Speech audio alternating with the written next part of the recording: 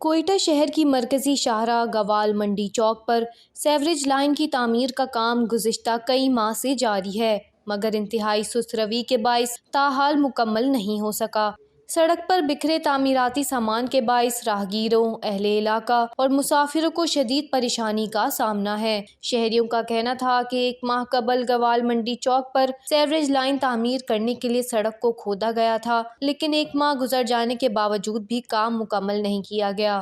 ٹھیک ہے، یہ جو کام ہو رہا ہے تو صحیح ہو رہا ہے، ابھی کب سے لگا، کم سے کم 1.5-2 مہینہ ہو گیا، سب رقشے گر رہے، سب جگہ گر رہے۔ ابھی پھر یہ انتخابات ہو رہا ہے، الیکشن ہو رہا ہے کونسلر کا، وہ بھی ایسے کریں گے۔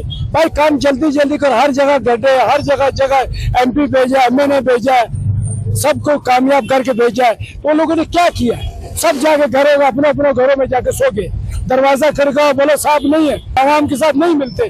ابھی الیکشن آ رہا ہے، ابھی سب گلیوں میں پھر رہے، تو بھائی کام کرے تو جلدی کام کرے۔ یہاں پہ جو کام ہے یہ بہت دل جا رہا ہے، رات کو بچے اس میں گر رہا ہے۔ دیکھو آپ لوگ نے کراچی کا بھی ایک دیکھا، ایک بچہ گر گیا نا، تو اسی گٹر کی وجہ سے گرا ہے۔ جب کام کرتے تو جلدی سے کرے، یہ کام شروع نہیں کرو جب آپ لوگ کے وس میں نہیں ہے، جو وس میں ہے تو اس کو ریڈی کرو تو کام کرو۔ ایک بچہ اس میں گر جائے گا کتنا نقصان ہوگا۔